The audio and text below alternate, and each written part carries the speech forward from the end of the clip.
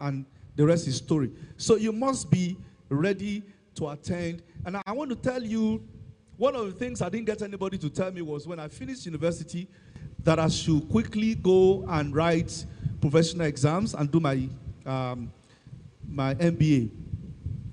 I first registered for CIPM in 2001, and I walked away.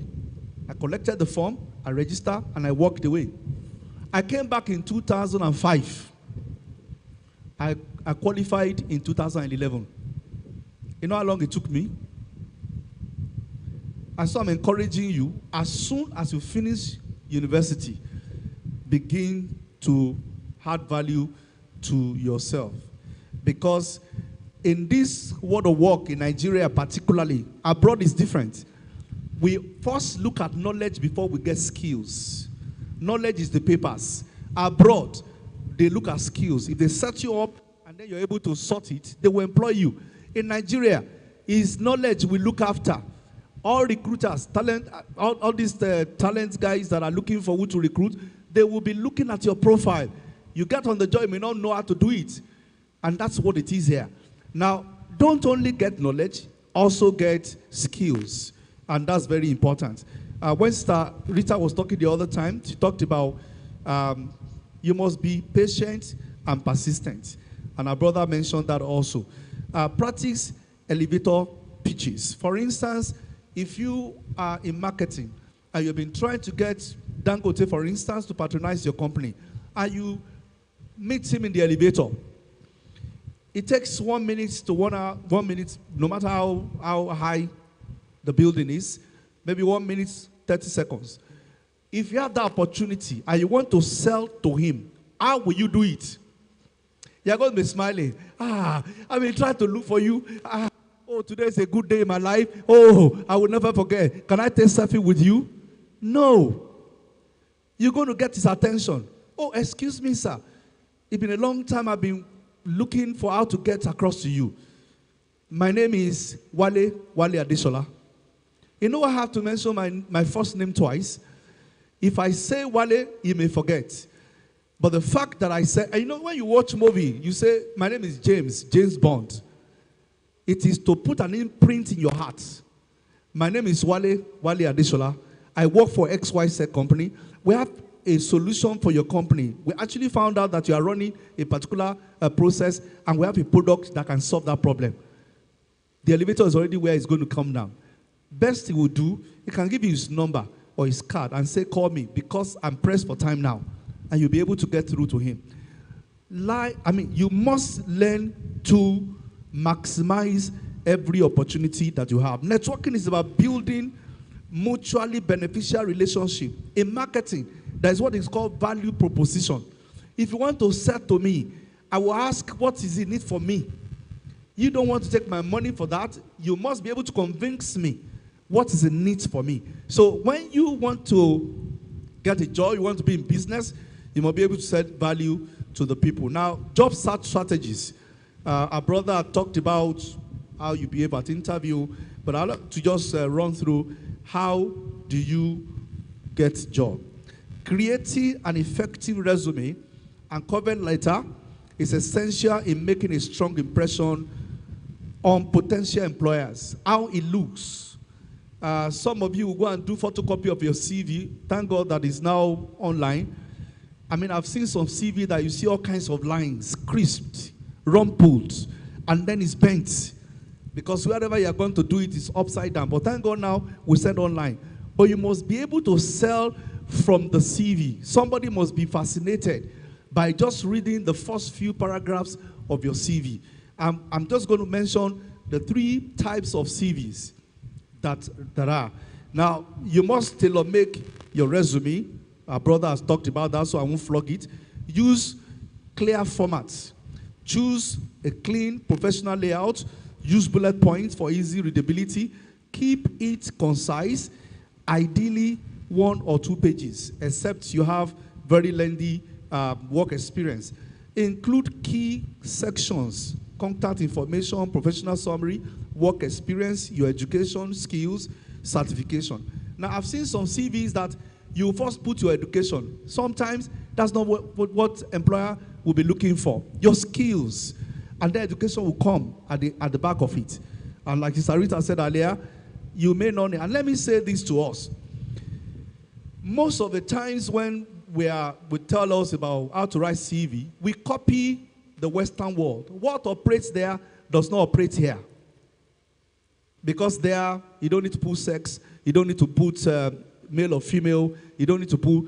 But there are some of our employers that are still old school. In interviews, we have biases. If you finish from IFE, for instance, and you come for interview, I will gravitate towards you. It's natural. I want to remind you of some things that we have done there, and you are very smart, and you connect with me. You may get the job.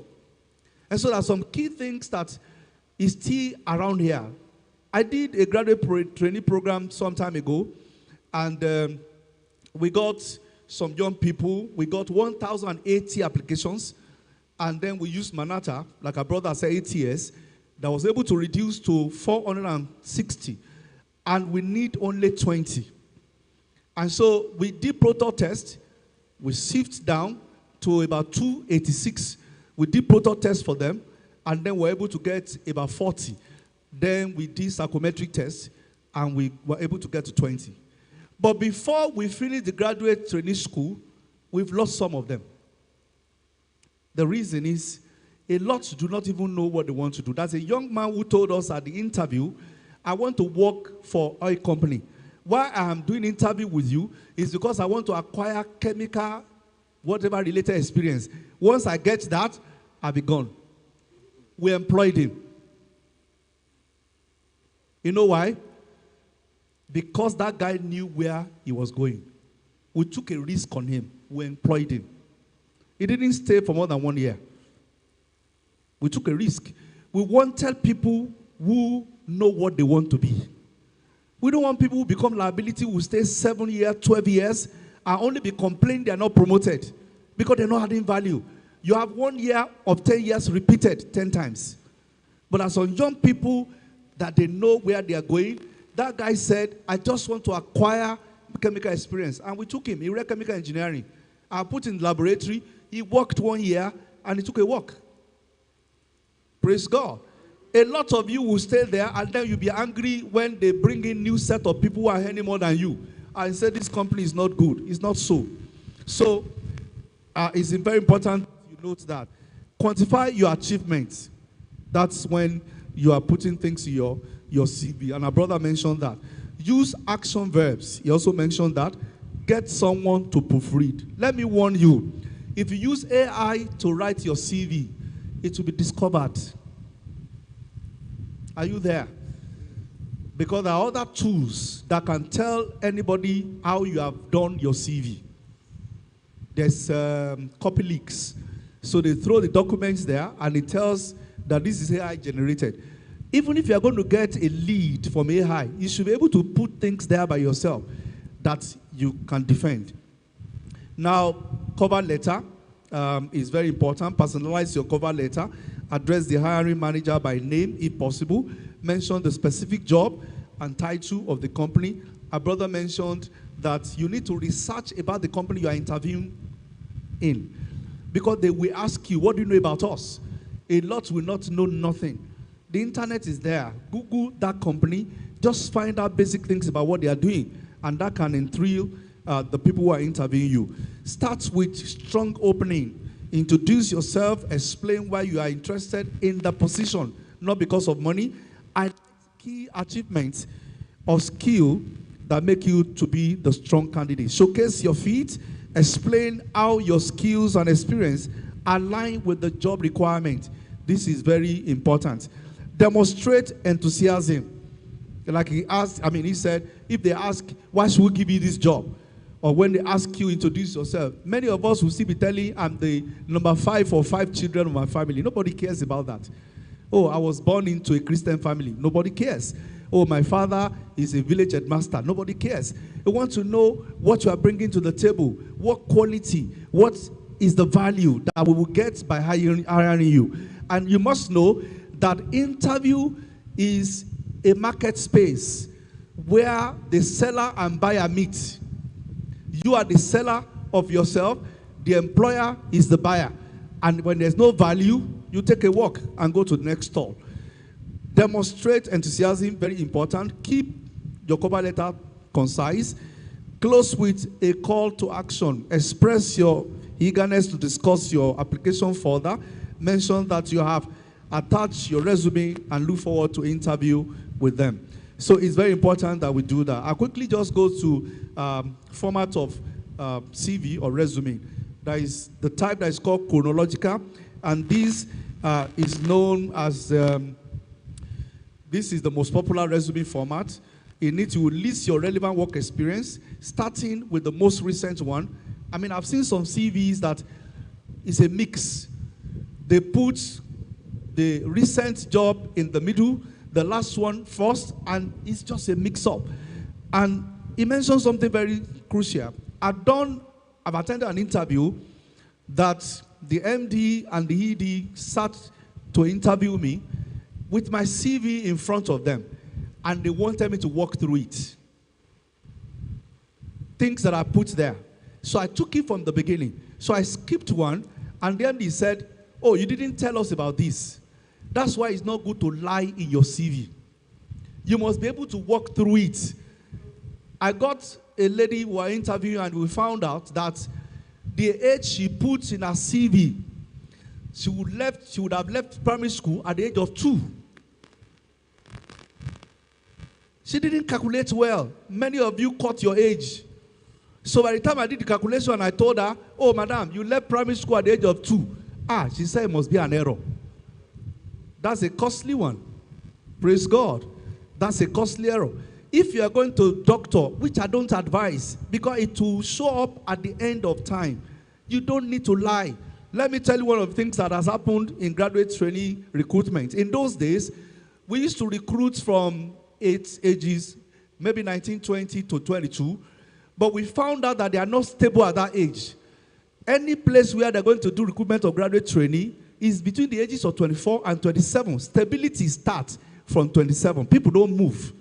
And so we found out that when you are recruiting, especially the Gen Z, you are recruiting 21 year, the guy will come to work one day and say he's going because he doesn't bother about how to eat. He goes back to his father and they will still be feeding him.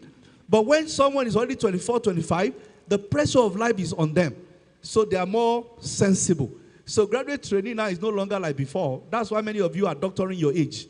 That, oh, if I finish at the age of 23, then the company will be asking for age 21. It's no longer so. Be real, be true, and be sure that you are bringing something reasonable to the table. There is the other one, functional format, and this is key-based. You exhibit or you display the skills you have acquired over time, even when you are just finishing from university. There are things that you should have done. Thank God that university system now, in part 2 to 3, you do a 3-4 weeks internship, and then in part 4, if you are doing 5 years study, you're going to have a 6 month. All of those things count. And that's why you should not go and sit in your father's house and go and give your logbook to somebody to just fill for you. It will count later afterwards. And the third type is combination of the first two top formats, that is the chronological and the functional CV. Now, you can actually get samples of these on the internet, like you have heard severally today. Now, job search techniques. 1, define your goals. What are you looking for? What kind of job? Do you just want to get any job? That's why many of you will go and get job in a school and they are paying you 30,000 and you are there for 7 years. That's why you go and get contract job in a bank and you are there as a contract staff for 7 years and you're 45,000. You now take your battle to Twitter and go and be reporting the bank there that we have been contract there. Nobody sends you. Every year they give opportunity for those who have stayed with them to also enroll in their graduate school. But because you're not adding value, you are not passing the exam. And you know, proto test is not like we used to do before. The aptitude test of those days, I can talk to whoever, is system generated. If you are cheating, the system knocks you out. So if you have not developed yourself in a way that you can run through that process, nobody is going to help you. Praise God. So it's very important that you define your goals, your career goals. You must update your resume from time to time. You must craft a compelling cover letter. Utilize online job portals like job boards and company websites. They're all there for you to look for jobs. I actually put some links for how to where you can get jobs. There are about 7 of them, and also referrals. Another way.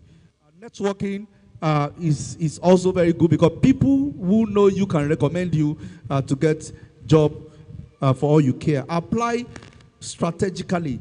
Now, what I found out is every job opening, 70% of those who apply are not qualified.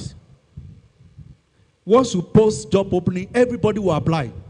But thank God that LinkedIn has AI that we break it down and we state this number of people have applied. And you know, one of the things I've done in recent time is to use the premium plan of LinkedIn.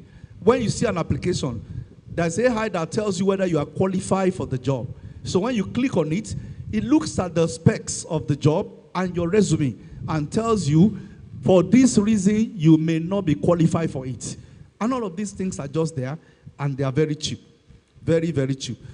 You do a follow-up when you do an interview, do a follow-up, prepare for your interview, do research about the company, practice common questions, and consider temporary or freelance work. It pays sometimes because it will help you. I have a friend who relocated to Canada some years ago.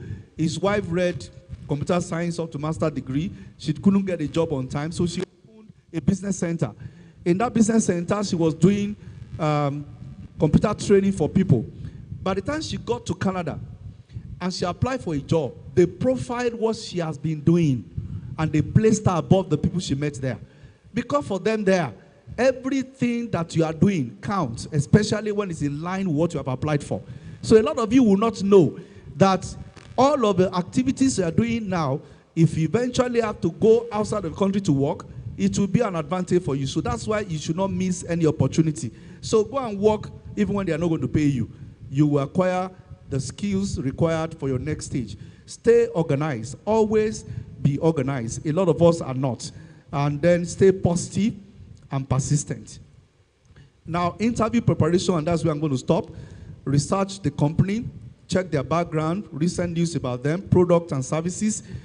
Understand the job role, that is the job description. A number of times that I've had to interview some people, and they will ask me, can you send the job description? I want to study before the interview date. You have the right to ask when you are invited for an interview. Ask the interviewer, can you send me the job description? Never be afraid, because that helps you to prepare mentally for the interview. You know the role you are going into. A lot of us are too eager and excited to get invites, and we don't even bother.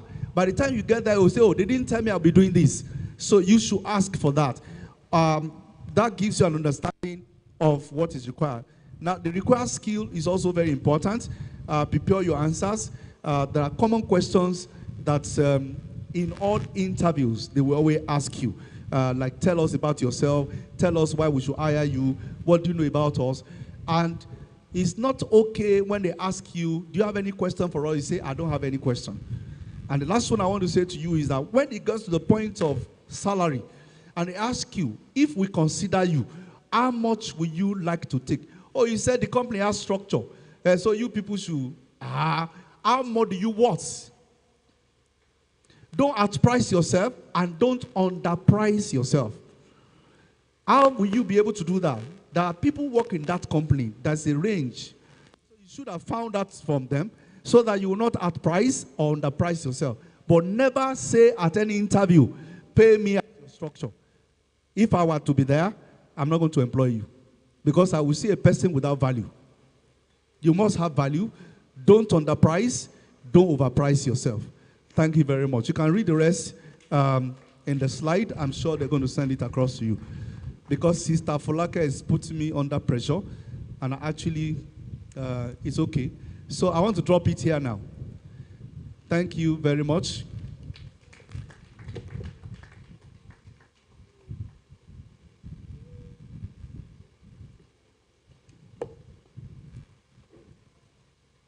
Thank you, sir.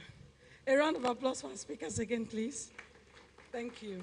Thank you. Has it been a rewarding session for us? Did we enjoy it? What are the questions?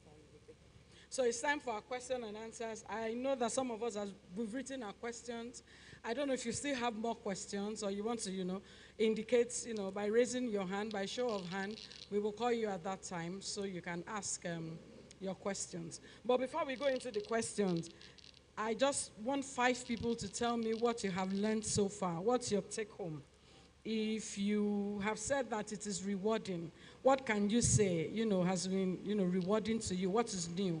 What have you learned, new for the first time? What's new to you? Yeah, anybody? At least 5 people, yes? Who else? 2, 3, 4, yes, 5. Good afternoon. So I learned about putting your skills first before in your CV, putting your skills first before your Thank you. Putting your skills first before your education. Because truly, I think I heard one of our speakers say that they want to know what you can do, actually. I mean, you can have all the degrees and everything and not, have had quite, an experience of doing what you have read in school. How many of us agree with me that sometimes it is not about what you have done in school, really. It is what you are able to do, at the workplace. So there's a wide gap, truly, between what, you read in school and then what you actually put into practice. I mean, I can testify. Great. A round of applause. Thank you. Don't be tired, though, please. Thank you. Good afternoon, everyone. My name is Joseph Omide. Today, I actually learned under networking that in your workspace, you are expected to share values and also to network, maybe to your colleague and what have you. Because I have my common character. Once I'm in my office, I love being myself, do my own thing. I know that it's good to network and to socialize. Thank you. Also, while preparing CV or doing interview, I also have this